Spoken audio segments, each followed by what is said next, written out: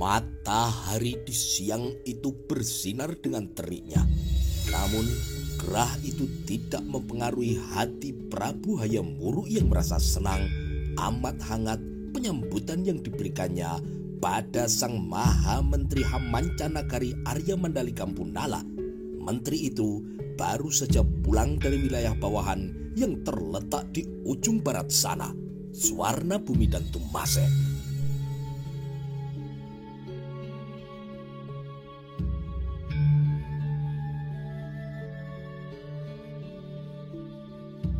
Perjalanan berbulan-bulan lamanya, Menteri Urusan Mancanegara itu juga menengok Dharmasraya menemui Raja Aditya Warman yang usianya menjadi semakin senja.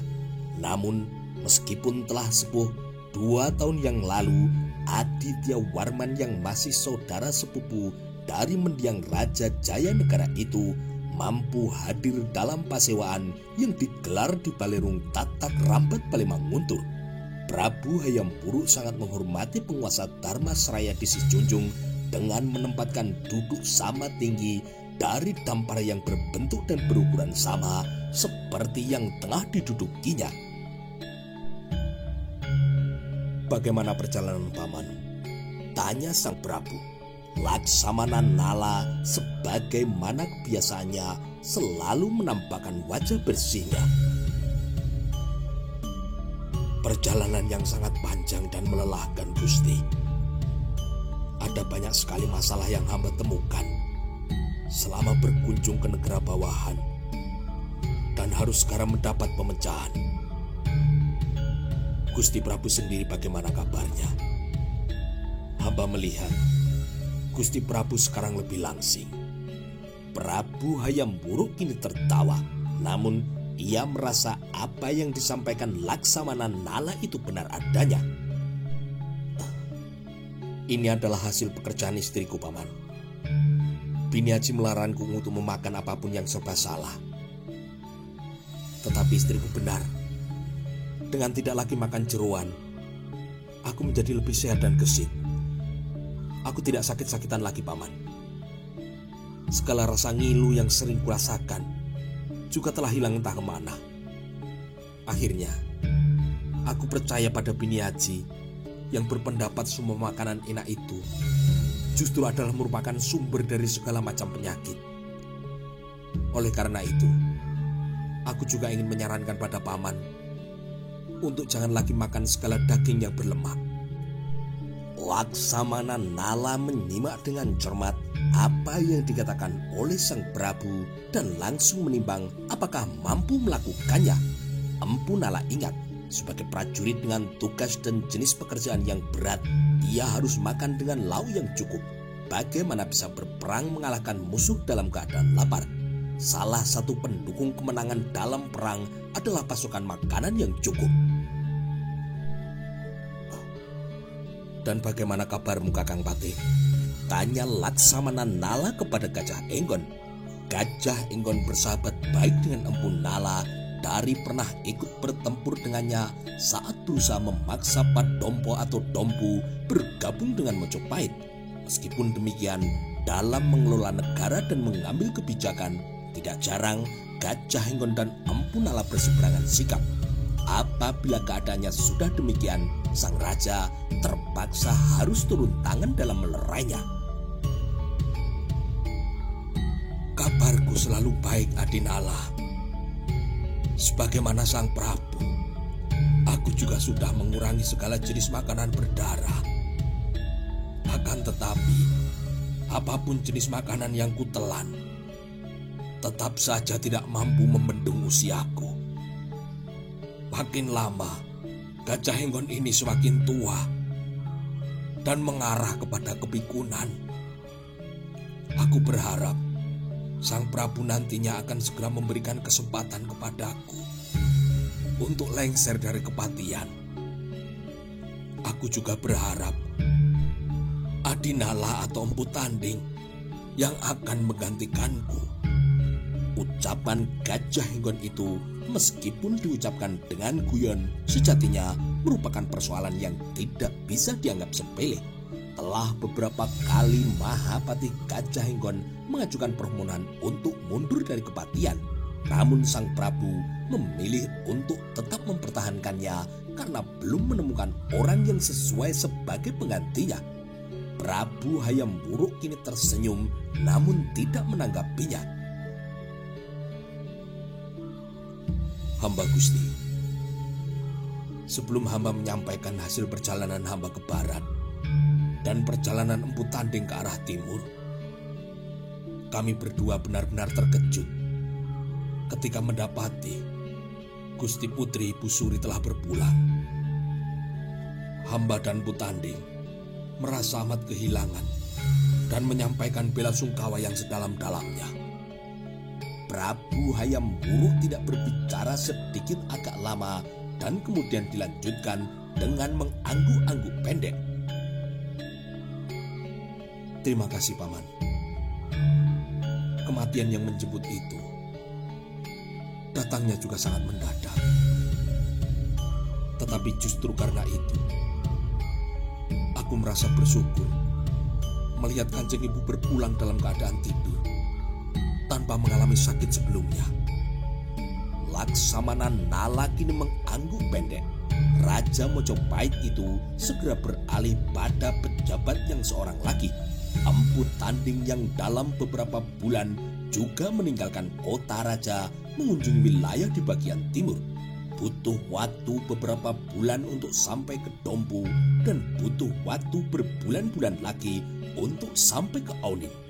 Ketika beberapa tahun yang lalu dengan tiba-tiba Mahapati Empu Mada meninggal saat ia sedang berada di Simping tidak jauh dari Pedukuhan Balitar, Prabu Hayam Wuruk benar-benar mengalami kesulitan mencari orang yang mampu menggantikan kemampuannya.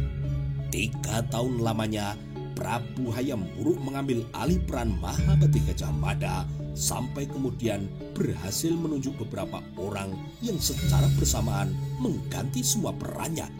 Gajah Henggon didudukkan sebagai Mahapati, diimbangi oleh Arya Mandalika Empu Nala sebagai Mantri Hamancanagari dan menempatkan Empu Tanding sebagai Wreda Mantri serta Patih Dami sebagai Yuwa Mantri. Sayang sekali Yuwa Mantri Dami tidak lagi bisa hadir. Ia telah berpulang setelah sakit lumpuh beberapa bulan lamanya. Selamat datang kembali ke istana Paman Tanding, kata Prabu Hayam Wuruk. Empu Tanding kini menyembah. Hamba Gusti, sebagaimana Dimas Nala yang telah pulang dengan membawa berbagai persoalan yang harus dibahas dan juga dicarikan pemecahannya, hamba juga membawa persoalan yang harus ditindaklanjuti, karena bila tidak, Mojopahit yang semula demikian besar kemungkinan akan menyusut ke negara asal mulanya yang hanya seluas tanah Jawa bagian timur. Prabu Hayam Wuruk memperhatikan apa yang disampaikan Empu Tanding dengan cermat. Apa yang diucapkan Empu Tanding itu jauh hari telah diduga dan bahkan diramalkan kejadiannya, bahwa kelak bibit-bibit perpecahan terjadi di mana-mana antar negara bawahan. Ada yang mulai saling menyerang dan tidak lagi peduli pada peringatan Mojopahit. Mojopahit juga mulai kehilangan kendali terhadap Tanjung Pura yang meskipun setiap Pasewahan Agung selalu mengirim utusan, derajat utusan itu mulai rendah. Raja Tanjung Pura selanjutnya tidak pernah hadir dengan alasan ombak amat besar atau ia sedang sakit. Laksamana Nala yang pernah menjadi pucuk pimpinan armada laut membenarkan alasan itu karena ketika bulan-bulan tertentu gelombang laut Jawa memang bisa menggila. Silakan Paman Hamancanagari lebih dulu, kata sang Prabu. Laksamana Nala kini menyembah. Prabu Hayam Wuruk mengangguk sebagai jawabannya. Mohon ampun Gusti, hamba telah mengunjungi semua wilayah bawahan di sebelah barat tanpa satupun wilayah yang tertinggal. Secara umum, tidak ada masalah dengan kesetiaan mereka yang tetap menyatu di bawah panji-panji Mojopahit. Tetapi gesekan-gesekan justru muncul di antara para negara bawahan dengan penyebab yang hamba menduga dilakukan oleh pihak-pihak yang berniat mencuri di air keruh. Hamba yakin ada kekuatan besar yang menempatkan diri sebagai dalang dari semua kekacauan yang terjadi. Prabu Hayam Wuruk kini mencuatkan alisnya. Dalang pihak yang berniat mencuri di air keruh, Paman. Laksamana Nala kini mengangguk sangat dalam. Benar, Gusti. Dharmasraya, sebagaimana disampaikan oleh kerabat Srimat Maulia Warmadewa, mengatakan beberapa kota tepian pantai telah dijarah oleh perompak yang mengaku dari Tumasen. Anehnya, jumlah perahu itu sangat besar dengan jumlah perompak yang lebih dari 300 orang.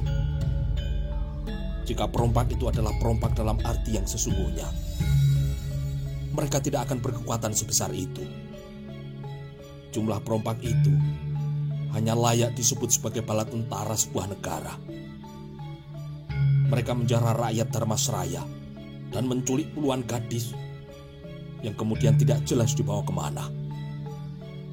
Oleh kejadian itu, hubungan antara Dharmasraya dan Tumasek menjadi tegang, dengan masing-masing menyalahkan antara satu dengan yang lainnya, Gusti. Penuh perhatian, Prabu Hayam Wuruk menyimak apa yang disampaikan oleh Laksamana Nala. Tatapan matanya tidak berkedip, dalam keadaan membeku. Prabu Hayam Wuruk yang termangu itu sedang terkenang pada apa yang disampaikan oleh mendiang Mahapati Gajah Mada. Mahapati itu pernah berkata bahwa kekuatan musuh dari seberang laut yang dulu pernah berusaha memaksa Singosari tunduk menjadi wilayah bawahannya pasti tidak akan pernah bosan mencari celah kesempatan untuk menancapkan kukunya di bumi Nusantara. Lalu apa kata Tumasek, Paman?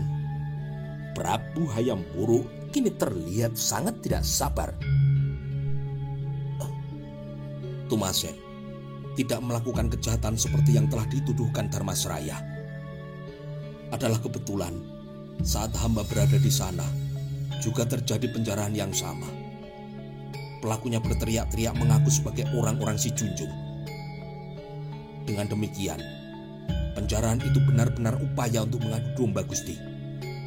Bukan semata-mata ulah perompak, karena hamba melihat dengan mata kepala sendiri. Kekuatan mereka benar-benar luar biasa gila. Mirip sebuah gerakan dan kekuatan armada. Masing-masing pelakunya sangat lincah seperti gerakan prajurit yang terlatih, Gusti. Prabu Hayam Wuruk menganggap laporan itu benar-benar membutuhkan perhatian.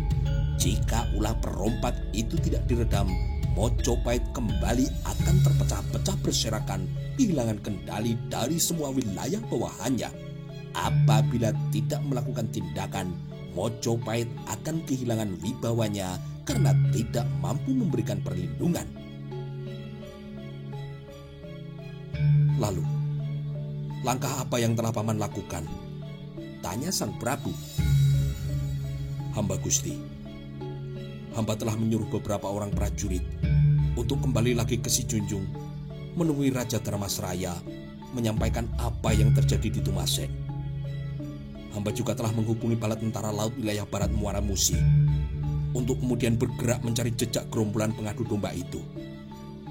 Hamba menduga para perompak itu bersembunyi di wilayah Riau, di sela-sela pulau yang banyak berserakan di tempat itu, Gusti. Prabu Hayam Wuruk mengangguk perlahan. Sang raja mengira Laksamana Nala telah selesai dengan laporannya. Ternyata ia belum menyelesaikan laporannya. Masih ada lagi temuan aneh yang hamba peroleh, Gusti. Tetapi sampai sejauh ini, hamba masih belum tahu jawabannya. Orang-orang dari negeri seberang membeli pasil Pura Hanimbang yang tidak jauh dari Bintan. Hamba tidak tahu ada kandungan apa di pulau itu. Tetapi sesegera mungkin, hal itu harus mendapat perhatian, Gusti. Laporan Laksamana Nala itu mengusik perhatian dari Gajah Enggon. Apakah emas emas Dimas Nala?" tanya Gajah Enggon. Laksamana Nala kini menggeleng. "Bukan emas, Kakang Patih. Aku pernah berada di penambangan emas beberapa bulan di Halmahera. Aku tahu persis cara memisahkan butiran emas dari tanah dan pasir. Jelas bukan emas." Penduduk Hanimbang juga berpendapat yang sama. Namun tidak seorang pun dari mereka yang tahu dimanfaatkan sebagai apa pasir itu. Mereka juga tidak tahu dibawa kemana. Akan tetapi, yang jelas pasir itu mengandung sesuatu yang sangat berharga. Dari Gajah Enggon, Laksamana Nala kini mengembalikan perhatiannya pada sang raja. "Untuk itu, hamba mengusulkan untuk mengirim orang guna melakukan penyelidikan, Gusti. Atas perkenaan sang Prabu, hamba akan mengirim Senopati Kuda Narapatya." Udara kini tiba-tiba bergetar mengombak beriak-riak. Seketika rasa curiga itu muncul di benak Prabu Hayam Wuruk dengan memandangi sang Ham Mancanagari dengan tatapan mata yang aneh. Laksamana Nala kini balas memandang sang raja dengan raut muka bingung. Namun Prabu Hayam Wuruk menduga raut muka Laksamana Nala yang demikian itu hanya pura-pura belaka. "Kenapa, Gusti?" Prabu Hayam Wuruk menoleh kepada patihnya. Namun Mahapatih Gajah Enggon tidak mengutahkan sepatah kata pun. "Kenapa paman memilih Senopati Kuda Narapatya?" tanya sang Prabu. Laksamana Nala kini menyembah. "Hamba melihat Senopati Kuda Narapatya adalah seorang prajurit yang tangguh, tangkas dan cerdas, Gusti. Hamba mengamati sepak terjangnya sudah sejak lama. Dengan melihatnya, hamba seperti melihat diri hamba sendiri di usia muda. Ia adalah prajurit yang baik dan pilih tanding. Ia berada di banyak medan perang dan selalu berhasil dalam mengatasi masalah. Gusti Prabu pasti tidak akan lupa. Hambalah dulu yang menyarankan kepada Gusti Prabu untuk memberinya wewenang yang lebih dan juga menaikkan pangkatnya menjadi seorang senopati.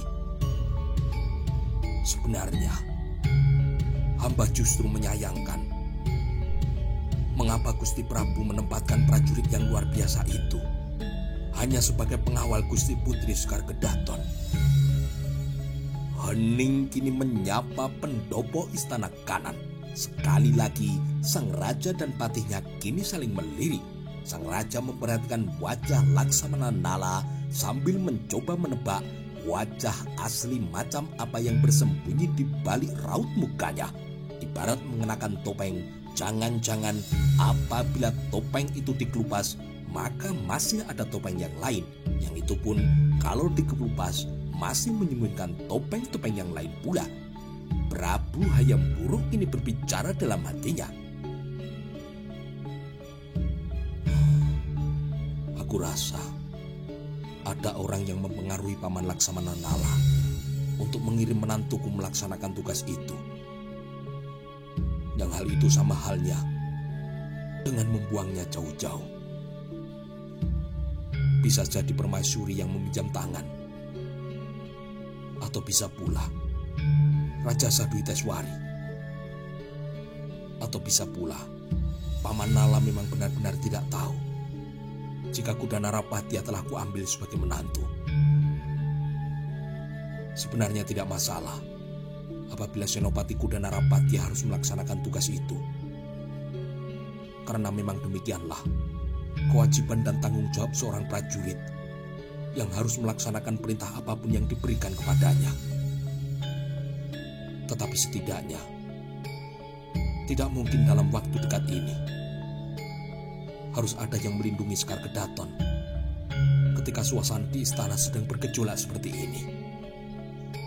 Sang Prabu kini berusaha menyimpan rapat-rapat isi hatinya agar tidak muncul ke permukaan wajahnya.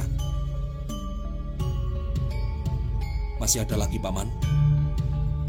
Sudah, Gusti, jawab Laksamana Nala. Prabu Hayam Wuruk kemudian mengalihkan perhatiannya pada Empu Tanding. mantan prajurit yang juga pilih tanding. Dengan usia yang lebih tua dari Laksamana Nala, Empu Tanding memiliki pengalaman yang tidak kalah lengkap. Bersama dengan Gajah Mada, ia pernah berada di barisan depan ketika berusaha menundukkan Tumase puluhan tahun sebelumnya. "Sekarang silakan Paman Tanding," kata Prabu Hayam Wuruk yang diarahkan kepada Empu Tanding. Empu Tanding kini melekatkan kedua telapak tangannya di depan. "Hamba Gusti, keadaan Mojopahit di wilayah timur kurang lebih sama dengan apa yang diceritakan oleh Adi Laksamana Nala. Yang membedakan adalah gesekan-gesekan antar wilayah adalah benar-benar asli, tanpa adu domba dari pihak luar yang dilatar belakangi peristiwa lama atau dendam di masa lalu. Hamba telah memanggil para penguasa wilayah itu supaya hadir di Pasewaan Agung 2 bulan yang akan datang untuk kita carikan pemecahan masalahnya. Atas nama Gusti Prabu, hamba juga terpaksa mengancam akan mengirim pejabat dari istana ke Luwu dan juga ke Banggai untuk menggantikan peran mereka apabila mereka tidak mampu menghentikan pertikaian." Sudah lama Prabu Hayam Wuruk menyimpan rasa gelisahnya memikirkan kemungkinan perpecahan yang mungkin terjadi dan bakal menimpa Mojopahit. Kegelisahan itu berubah menjadi mimpi buruk abadi yang selalu hadir di setiap tidurnya, menjadi bagian dari tiap tarikan nafas yang membuatnya selalu tidak tenang. Dengan susah payah, kerja keras dan serta dukungan biaya yang tidak terkira, Mojopahit dibangun dan dibesarkan. Akan tetapi di lingkungan istana justru ada pihak-pihak yang tidak menyadari betapa besar bahaya yang sedang mengancam itu. Permaisuri Sri Sudewi misalnya, ia terlihat lebih mengedepankan rasa cemburunya, sementara Dyah Nirtaja Rajasa Dwi Teswari sibuk bagaimana mengedepankan keinginan meletakkan anak laki-lakinya yaitu Wikrama Wardana sebagai calon pengganti sang raja.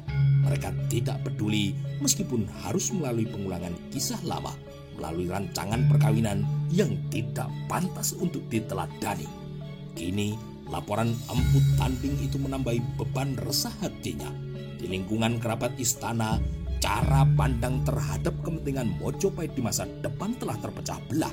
Di luar sana, persatuan dan kesatuan benar-benar pecah. Di wilayah barat, keutuhan Mojopahit sedang diusik dan diadu domba oleh pihak-pihak luar. Sementara di wilayah timur, pertikaian terjadi di antara negara bawahan sendiri. Lebih menyedihkannya karena masih dinodai oleh ulah para prajurit Mojopahit yang kehilangan kendali. "Silakan dilanjutkan, Paman." Empu Tanding kini mengangguk. "Selanjutnya, kelaparan nyaris terjadi dan merata di beberapa tempat, Gusti. Masa kemarau yang terlalu panjang telah menyebabkan gagal panen yang berujung pada keadaan yang tidak kalah berbahayanya. Pencurian dan perampokan terjadi di mana-mana. Sekali lagi, atas nama Gusti Prabu, hamba memerintahkan pembongkaran lumbung persediaan makanan di Madompo dan mengirimnya ke tempat-tempat yang kekurangan makanan itu." Sang raja kini mengangguk karena merasa sangat berkenan terhadap tindakan yang dilakukan oleh Empu Tanding itu. "Aku mendukung dan sependapat, Paman Tanding. Untuk keadaan yang mendesak seperti itu, memang harus dilakukan tindakan segera." Empu Tanding kini menunduk seraya meneguk tubuhnya dengan kedua tangan yang kembali menyembah. "Selanjutnya, hamba juga membawa berita buruk, Gusti. Cerita tentang penjarahan dan perampokan seperti yang diceritakan Adi Laksamana Nala juga terjadi di wilayah timur. Perampok menjara perkampungan di tepi pantai. Ternyata pelakunya adalah para prajurit Mojopahit sendiri yang tiba-tiba berubah liar kehilangan kendali. Laporan pamungkas itu menyebabkan Prabu Hayam Wuruk menghela tarikan nafas yang panjang dan berat. Apa yang disampaikan oleh para pejabat pilar utamanya itu menyebabkan dada sang Raja Mojopahit itu menjadi sesak. Tugas prajurit mestinya adalah memberi pengayoman, namun yang terjadi prajurit-prajurit itu malah berubah menjadi pagar yang makan tanaman. Sang raja kini diam tidak berbicara, menempatkan Laksamana Nala dan Empu Tanding kini juga terdiam tidak berbicara, termasuk pula dengan Gajah Henggon yang menempatkan diri untuk menunggu. Hening itu kini menggertak dan benar-benar menguasai keadaan.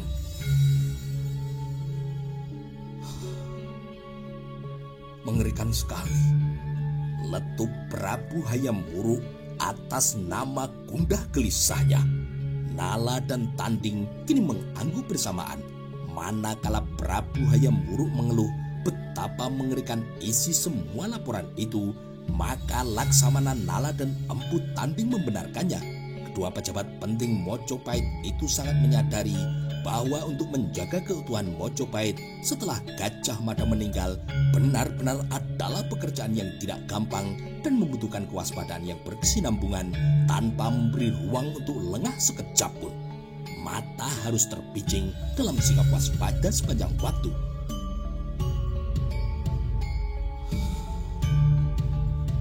Apakah kelak kebesaran Mojopahit akan runtuh? Apakah kelak semua yang telah kita bangun ini akan rata dengan tanah? Tanya sang raja kepada dirinya sendiri, namun Laksamana Nala dan Empu Tanding menyimaknya dengan seksama. Empu Nala dan Empu Tanding saling melirik. Mahapati Gajah Henggon kini sibuk menekuk-nekuk meremas-remas jari tangannya. Dalam keadaan yang demikian, kerinduan terhadap sosok Gajah Mada seringkali muncul dan menggoda. Di luar sana, ancaman perpecahan itu begitu nyata oleh gangguan negara lain yang begitu gigih. Tidak kenal lelah untuk terus mencoba memecah belah negara kita. Di luar sana, para negara bawahan kembali saling bertikai. Dan ke depan, mungkin akan melepaskan diri dari induknya. Sudah begitu, keadaan di istana sendiri terasa gerah, mendidih dan panas sangat menyengat. Di dalam istana, penghuninya masing-masing mementingkan diri sendiri, sama sekali tidak menyadari bahaya besar sedang mengintai. Sama sekali tidak menyadari jika negara ini kelak akan ambruk. Ucapan sang raja yang penuh dengan tekanan itu menyebabkan perhatian Laksamana Nala dan Empu Tanding tersita. Arah pandang sang raja yang ditujukan kepada Empu Tanding telah menyebabkan Empu Tanding mempersiapkan diri untuk menjawab. Akan tetapi, meskipun sedang mengarah perhatiannya kepada Empu Tanding, sang raja juga mengarahkan ucapannya justru ditujukan kepada Laksamana Nala. Sebelumnya, aku ingin bertanya padamu, Paman Nala. Adakah Paman mempunyai pertimbangan lain ketika memilih Senopati Kudanarapatya untuk melaksanakan tugas itu, Paman? Alis Laksamana Nala kini mencuat. Apa maksud Gusti? Akan tetapi Prabu Hayam Wuruk curiga wajah Laksamana Nala yang terkejut itu hanya pura-pura. Sang raja kemudian melirik pada Gajah Henggon yang dibalas dengan sedikit menggerakkan alis. Kemarin dan hari ini telah terjadi peristiwa yang bagiku pribadi sangat luar biasa. Kemarin aku memergoki Emban Ragaweni dengan mata dan kepalaku sendiri, telah berbuat kelewatan dengan menampar Sekar Kedaton. Semalam, dengan semua latar belakang yang kuperoleh dan dengan pertimbangan demi kebaikan semua, aku mengawinkan Kusumawardhani dengan Senopati Kudanarapatya. Ucapan sang raja yang demikian itu telah menyebabkan Laksamana Nala amat terkejut. Sang raja kini melihat raut muka Empu Nala nampak sangat terkejut. Tidak seperti wajah Empu Tanding yang datar-datar saja. Prabu Hayam Wuruk sangat terganggu oleh raut muka yang dianggapnya sedang berpura-pura itu. Dengan rinci, panjang lebar dan cukup jelas, Prabu Hayam Wuruk menceritakan kisah pilu yang telah dialami oleh Sekar Kadaton yang kemudian menyebabkan raut muka Laksamana Nala menyiratkan rasa kaget dan berubah kaget lagi. Di akhir penuturan Hayam Wuruk, Laksamana Nala membeku bagai patung batu. Prabu Hayam Wuruk mulai ragu pada dugaannya. Boleh jadi Laksamana Nala memang belum mendengar sekelumit pun segala heboh yang terjadi di istana. Bisa jadi saran pilihan yang diajukan untuk mengirim Senopati Kuda Narapadya itu melaksanakan tugas adalah benar karena melihat ia mampu mengerjakan tugas itu, bukan karena titipan pesan siapapun atau latar belakang yang lain.